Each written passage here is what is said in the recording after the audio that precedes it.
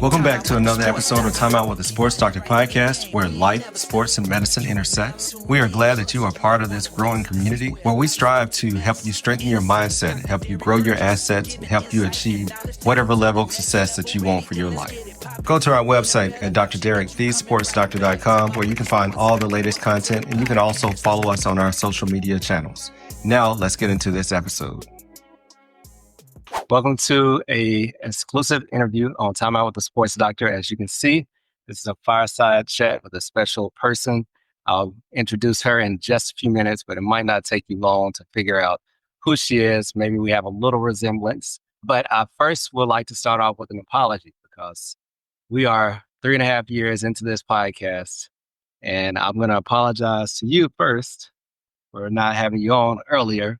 But I also apologize to the audience because you have not heard from this person who has been very influential in making me the sports doctor. So I'd like to introduce you to Dorothy Burgess, also my mom.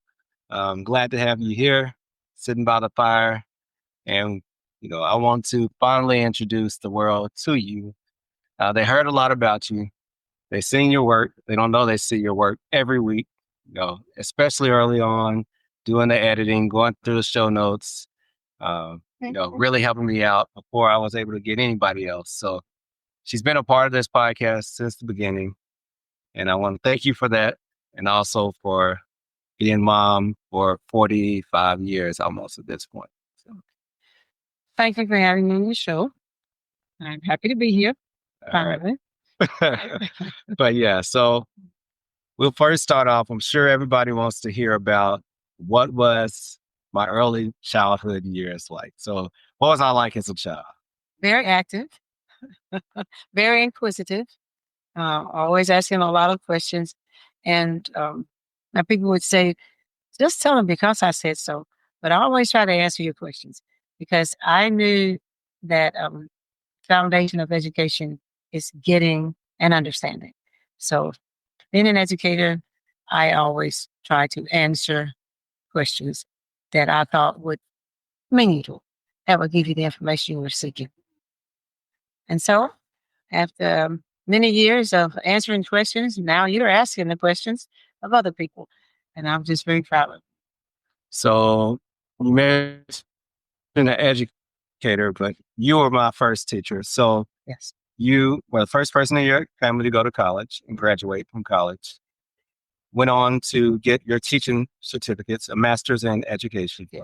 Yes. But decided to come home with us for first 9 years of my life, I do believe. Yes. So I often say that I was a homeschool teacher before homeschooling was popular. Set up my little curriculum in the kitchen, and we did everything, math, science, outdoor exercise for PE, right. Nap time, even fixed the lunch boxes so that when you had lunch, you would have it, open your little lunch boxes at your own table. And that was a joy to me. There's a lot of work, but I think it paid off. Yeah, I do actually remember kind of the curriculum with the lunch boxes and going down into the playroom area. Yeah. But yeah, I remember sitting in the middle of the kitchen. Yes. Like, I don't know if that was my workstation or if that was my lunch station, but I do remember sitting in the middle of the kitchen. That was a workstation and / lunch station. Yes. And we started out in the mornings with our classes and then went outside for recess, as I called it, playtime outside. Then we came back and we cleared the table, and that was lunch area. And on rainy days, we had a bonus room where you could go down there and play when you couldn't go outside. Got it. So I think it helped me get an early foundation as well as, that time spent one-on-one with you, which is valuable. I think, some people will say I was a mama's boy. I don't think there was ever any favoritism between me and my older brother. No. But being a baby, maybe I got away with a little bit more. I don't know. Definitely. Yeah, you did. I have 2 sons, and of course, Tommy being the oldest, he was kind of role model. So when things didn't go right, we just kind of corrected him, and then he helped to keep you in line. Got it. So speaking of having an older brother, and you came home for 9 years, do you remember the first day going back to teaching? Yes, I do. That was a very memorable moment. Actually, I was picking you guys up after school, and Tommy was getting into the car, and I thought he was already in, but his foot was still hanging outside. So I ran over his foot, and that was traumatic for me because I'm thinking I've broken my child's foot. But when I carried him to the doctor, he said, if you're going to run over your child's foot, you hit it in the perfect spot. So nothing was broken, just badly bruised. So I was thankful for that. Now, I don't remember. I do remember that incident, but I don't remember that being the first day. Maybe that was the first day. What I remember is you coming home and we were already at the house. Do you remember that day? You walk in with a bloody child. I thought that was the first day back to school. I remember. Well, it could have been, but I remember. Well, the foot incident was traumatic. Sure, that's why I remember that. So, but it might have not been the first day of school, but it was during the first year of school. Somebody had dropped us off. Evidently, we were at home wrestling, and this little slit right here. Yeah, I remember. I hit my head on the coffee table, and by the time you got home, I was standing in the middle of the floor. Right. Yeah. So, yeah, I don't remember that was the first day. It could have been, but I do remember the incident with the bloody head. And there were lots of those kind of incidents with you. Bloody ear. Yeah. Bloody head. Yeah, you cut your ear, you cut your eyebrow. So many incidents. You were very active as a young child, so you got into a lot of scrapes that caused bleeding. But I often used to say, I wonder if he'll have any sense left when he grows up. But you did, Will. Got a little sense. I'm proud of you. At least I'm making the best out of the little sense I do have. There you go. So, well, that was it, because I thought it was very important, that fact that you had to do a lot to earn your spot, to get your career, to be the first person to graduate. However, you were willing to sacrifice to be home with us. I thought that always spoke a lot to me about, the importance of education, but also the importance of family at the same time. I always wanted to pursue an education. So my mom said, if that's what you want, I can't really help you, but you go ahead. Because I was the first person in our family to do that. And I was so determined. I went ahead and got the 4-year degree, and then came home and took care of you guys. And then later on, I went back and got the master's degree. But when I came home to keep you and just you, because Tommy was already in school then, I came home to keep you. It was really a tough decision, but because of some things that had happened in the daycare system, I just came on home. And once I got there, I was just really happy that I did, because I got that one-on-one time with you, time to just really mold you into the learning and also into character, I think. So I'm really proud of having stayed there. It was a tough decision at first, because when you come out of college, you want to pursue your career. Right. And I had gotten a start into my career, and then quickly some things happened. So I just came home to care both of you. And I was happy that I did. Got it. So I know that I can remember probably about middle school starting to talk about being a doctor. But I do remember, and I've talked about this on the podcast before, that academics was always stressed. Yes. In our house by you and by Dad, who had a high school education, but not a college education. Yeah. I think he might have taken it a little more serious even than you. But I do remember being in the 3rd grade. I remember starting off school, doing well, of course, kindergarten, 1st, 2nd grade. But I do remember being an AB student. Mm-hmm. And I recall in 3rd grade receiving that challenge to do better, which was crushing to me because I'm an honor roll student. Why do I need to do better than this? Right. But receiving a challenge at that early age to say, all right, AB is good, but I want all A's from you, which I thought was completely ridiculous at the time. Yeah. But evidently there was something that was already that you could see, or that Dad could see. So number one, I know the person that delivered the message.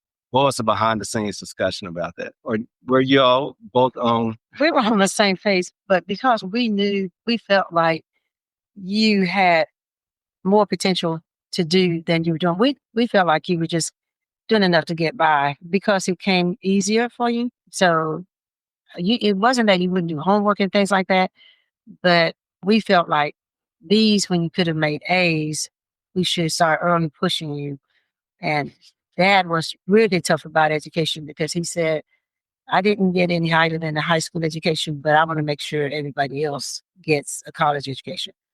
So there was no question in our house about Tommy and you going to college. It was just, a fact that we just assumed that you understood that we wanted you to do this. And we felt like you could. We felt like both of you could. Yeah. And we're glad that we pushed both of you to get a college education. So speaking of education, I recall probably during middle school or maybe early high school, starting to say that I want to be a doctor. And then I had the injury in football, had the chance to meet Dr. John Young, orthopedic surgeon, who opened up the door for me to come back. But even before that, we were meeting with Dr. Wayne Stanley, our family medicine doctor. It was about a group of 5 of us go to his office after he closed. He would sit us in the lobby and we would go over health related things or what does it take to get into college, things of that nature. So I had early mentoring, even though there was nobody else in the family who wanted to be a doctor. What's the earliest recollection of you that you have of me talking about medicine? I remember earlier than high school because you and Tommy always had to work with your dad. Right. He had a real estate business, and he was determined that you guys were going to either do that job or you were going to get an education. And so you were the guy that always liked to run the errands, go pick up lunch, go pick up supplies. But you started saying earlier, as you and younger than high school, you started saying, I'm going to get a job that I can make more money. And we started talking about different types of jobs and most people say, I want to be a doctor. And I don't know if that was a serious statement or if it was just something you said, but you said, I'm going to be a doctor and I'm going to make a lot of money so I don't have to crawl up these houses and do this kind of work. So Dad always said, I don't care what you do, but you either going to do what we do or you're going to have to go to college so you can get an education. And then later on, you just decided, you started thinking about where you wanted to go. We didn't want you to go that far away from home. You started thinking about it. And when you got with Dr. Stanley and you started seriously considering medicine, then you did some research on your own to decide where you wanted to go. And you picked Xavier University in New Orleans. And we were thinking, oh, no, that's a bit further away from home than we wanted you to go. Right. But you convinced us that you were serious about your education and you understood, that going that far from home meant it's going to be a challenge, but you wanted to take the challenge. Right. So we willingly went along with it. Though it was hard. It was tougher for me, I think, than Dad. Well, I showed mine. He didn't, because I didn't want you to go that far from home on first year out. I wanted you to go where your brother was already in school in Huntsville, but that was not your dream. So we let you follow your dream. Well, he proved that Huntsville wasn't far enough because he was still expected to come back to work on the weekends. Yeah. But, the hard work, the car wash business. Oh, yes. The lawn care business. I mean, I feel like we cut about half the neighborhood, but lawn care, car wash, rental houses, and it wasn't luxury rentals. It was that's hard work. Dirty, filthy, roach infected. We started from the ground. Starting from the bottom. Yeah. But I was young. I had a small role, but I had a job to do. Everybody had a job. All the time. And even in high school, I remember friends saying, hey, we're going to the movies.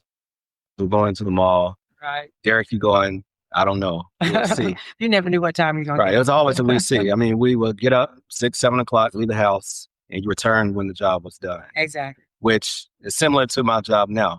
But I knew, okay, there's got to be more than this, is what I felt. Right. And I'm going to go find it because I'm not going to do this. Right. So that was always motivation for me. I don't know, okay, what did I know about medicine? Not much. Right. Didn't have never really sick as a kid. ER visits with all these cuts and lacerations, but never sick as a kid. So no real exposure other than going to my pediatrician and then going to a family medicine doctor. But I had a dream which, worked out. It was just a blessing that something I said at 15, 16 turned out to be my career. Xavier, I remember, I think it was junior year or maybe my senior year, we got the package with a t-shirt in the mail and saying that I was accepted. And from there I was sold. At that point, Xavier was cranking out almost 110 African Americans into medical school or dental school each year. So I knew that was a good place. I remember going on the visit, walking around the campus and knowing like, okay, this is home. Now it's 7 hours away in New Orleans, which at that time was the murder capital of the world. Yeah. So I can only imagine as a parent what that fear of sending your green child from a small town to New Orleans had been. So a lot of prayer, a lot of sleepless nights, a lot of concern about your well-being. Because when we went on campus and we saw the surrounding area, that really made me want to just pack you back up in the car and bring you home. But Dad said, we made up his mind, we're going to see it through. Yeah. And so I'm glad we did. But that was a tough time for us, sending you that far away. After Tommy had decided to go to Huntsville, that wasn't bad, an hour away. We could go up there all the time. But for you being 7 hours away, that was traumatic for us because we thought of all the things that could have happened. And but we're blessed. Yeah. It worked out. No, it worked out, and it worked out without any real trouble at all. Right. I remember getting a speeding ticket coming back home. Oh, yeah. The speeding ticket. We were coming home 3 cars deep, going a little bit over the speed limit. Right. But even with that, we were blessed enough that ticket got eradicated. I don't even know how it did. That was definitely God's grace. Yes. And I think the only other real incident was when somebody broke into your car and got your books. And other than that, it worked out well. As healthcare providers, we spend a large portion of our lives focused on our training as well as taking care of other individuals. But I'm calling a timeout because life can change in an instant. We know it's difficult to fathom that a sudden illness, injury, or death could put you and your family in a devastating financial situation. But that's where Dr. Stephanie Pearson and her unique team of advisors at Pearson Ravitz come into play. They focus on empowering physicians like yourself to protect your most valuable asset, your income, and life's most important people, your family. So go to PearsonRavitz.com to make sure that you are protected today. Even we went, so you're talking about that incident. I went with campus police to the projects. I don't even know if you knew about this, but I went to, I think it was St. Bernard Projects, which was serious projects. But we went, and then the campus police, he drove me up to the house. He didn't get out of the car from what I remember. Oh my goodness. But he drove me there, and I walked up to the door, and person had my bag. It was missing some key items. They returned the bag for a little tip and got in the car and went back to campus. But, I do remember doing a lot of growing during that time because being 7 hours away, now to say that I did have 2 good friends, Chad Vincent and McAllis Hogan, who made the transition a lot easier. Yeah. But I mean, we were away from home. We're 18-year-old kids who the most we ever done really was driving around town, going to the mall. Right. No real life experiences, but we grew together that way. And that was one consolation that I had, knowing both of their parents and knowing that you'd grown up with them. And so that gave me some consolation to know that if I couldn't find you by phone, I could always get Chad and McAllis. So that helped a lot. Yeah. So let's talk about Xavier. So we talked about Xavier graduating and then getting accepted in the medical school. Do you remember that time? Getting accepted in medical when school. I got accepted in medical school, what were the feelings and thoughts around that? When you told me you were going to Howard University, I'm thinking, and you were going to another HBCU further away from home than you had been, that for me was another tough decision. I didn't have any decision on it. You were making that decision on your own at that time. But it was tough for me knowing that you were getting even further from home. Each time you were moving, it was further from home. But the consolation there was that you had gone through 4 years of undergrad and you did well. So we said, hey, he's on his own now. So it's just another place to visit. Right. So we just started going whenever we could. We come to visit there. But I was relieved that you had graduated and did well at Xavier. Mm-hmm. So I felt more assured that you could do this now because you had proven yourself. We were at first wondering if you were going to be able to survive down in New Orleans. Right. And that being to me at the time, I felt like a worse place for a crime than DC. Mhm. So you survived there. So that was consolation. So when you got ready to move further, we just made up our minds, hey, just another place to visit. So we didn't grow up with a lot of HBCU exposure. All I remember is you went to Alabama A&M, and we would go up to watch the game and watch the band. That was it. That was it. No one had to go into an HBCU. Right. Didn't really know what to expect. What were your thoughts, or after you saw me go through Xavier, what do you feel that the HBCU added to my education compared to what you had and what Tommy had? What I really liked about you going to HBCU the first 4 years is we met some of your professors, and Dr. Carmichael, I believe it was. Rest in peace, Dr. J.W. Carmichael. He was one that really put me at ease. I think it was something one time he was missing, and he called me, and I thought, this is unusual.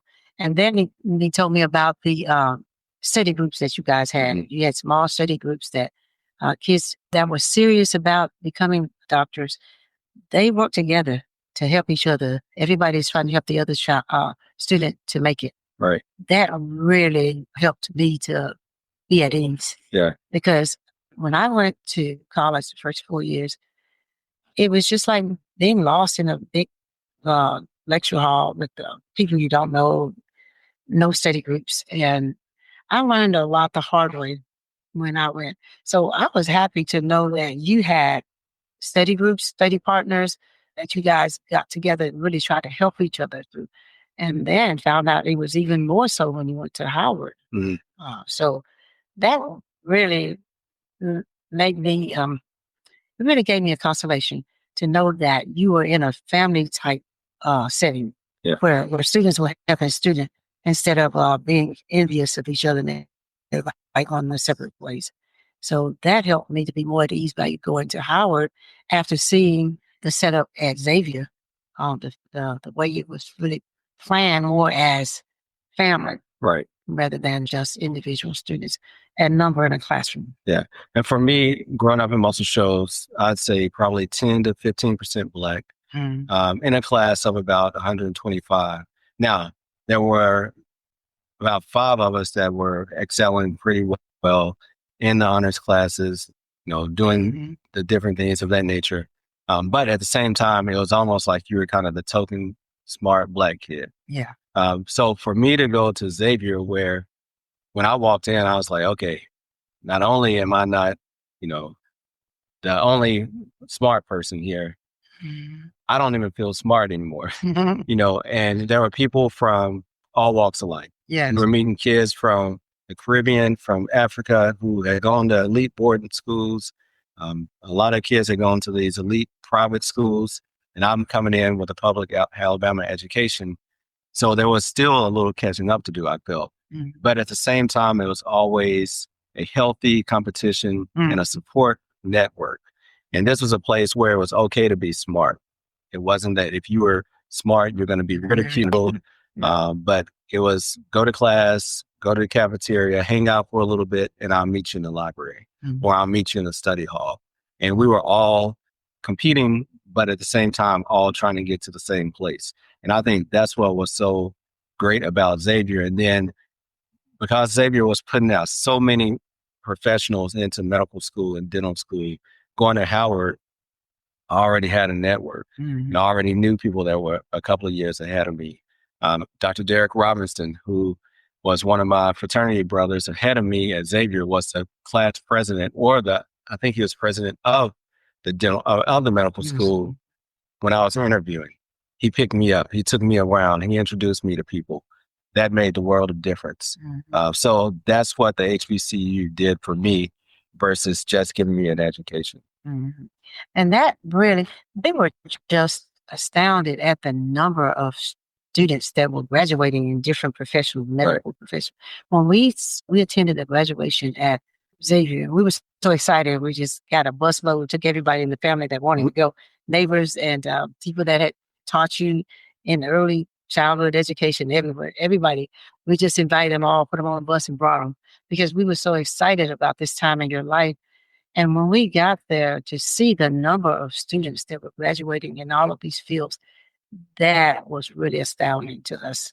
And people were talking about that for years afterwards, your graduation, and looking forward to the next 4 years. So we did the same thing when you graduate from I think brought 2 or 3 buses to DC. Yeah, we did have 2 buses of people, and we all came just to celebrate something that had not happened in our family. Right. And we just, and then your former teachers was just so proud of you, and neighbors were so proud of you. Everybody wanted to come and experience your graduation and becoming a doctor. Yeah. So becoming the first, I felt like for me, it wasn't about me in particular. It was really a family deal. It was a community deal. And it was almost like carrying the torch, talking to Big Daddy about that. But having grandparents that were indentured servants, having parents that integrated the public schools, and having people who did not have access to the access that I was given. So I felt that it was my responsibility to be able to go to another level. And I think that's why I've always taken it so serious. And that's why I mentor and try to give back, because that's why I always mentor and try to give back, because I don't know who is listening, looking, who can I impact, who can I inspire to do something. Because for generations, we didn't have the ability to do it.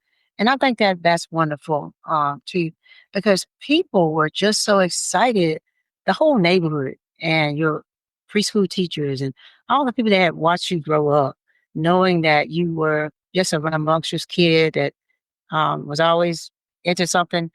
And they always laughed because you cried and want to be in church. You wanted to be, we stayed in church too long for you. Right. And they remembered all those funny stories. And just to see you grow up and become a doctor, it meant a lot to a lot of people. And so, like you said, it was a community effort. It's a family effort. We wanted everybody who could come to come and experience this, because you hadn't been down this road before. So it's like now when one does well and other people can see your example and grow and learn from it, that's what really makes a difference. So we always celebrate. Whenever somebody's graduating now, we're trying to celebrate as a family, because we want to see someone else achieve a new goal. Right. And so that meant a lot. People laughed at us when we said we were taking 2 buses of people, but it was so many people who wanted to witness it. So that's why we did it. Yeah. And speaking of large family, why would we need 2 buses? You're one of 13. Yes. Dad's one of 5. But talk about your experience growing up one of 13. One of 13, and I'm number 5 of 13. The older children, siblings, they were like my older sister. She left home as soon as she graduated high school. And then my oldest brother graduated. He went to work, and the other one went to work. So when I, being child number 5, there were 8 children below me. So it just gave me more responsibility. My mom was sick a lot. So having to help cook, having to help clean, having to babysit and do jobs to help her out, that became a lot. And so somehow I just got the role of being like caretaker of the family. Whenever somebody wanted something done, they would always say, ask me, because I usually could find a way to get it done. If I could do it myself, I'd find somebody who could. So it was tough growing up. And then when I was in probably 10th grade, I decided I wanted to go to college. But there was no role model. It was just something I love reading. So I've read about a lot of places and careers, things that I wanted to, and I love teaching. So I always had a heart for teaching, but I didn't have anybody that would kind of take me under their wing and show me the way. So I would just read all that I could read and learn what I could, ask counselors, ask other people that were, when I was our guidance counselor, asked them, and I just kind of felt my way through and went on to college. At first, it was a struggle because I didn't have any resources. I didn't have anybody to go to when I had a problem or something. But I just say, again, a blessing of the Lord. Right. I got through there. But coming from a large family that's sharing everything, having no personal space, just everybody sharing bedrooms, sharing the common areas. But I don't regret that I grew up in a large family. I just didn't want a large family of my own. But I you were never alone. Right. There's always somebody at the house. There's always somebody around to go places with you. So I think growing up in a big family was a blessing. We didn't have a lot of things, but we had love. And so I'm thankful for that. Thank you for continuing to support this podcast. If you enjoyed this episode, then please leave a 5-star review. And if you haven't done so, subscribe so you continue to get the updated episodes. Until later, peace. Time out with the sports doctor. Keep our head right in the game. We ain't never stopping. You are now tuned in. Trust you don't want to miss. This is where life, sports, and medicine.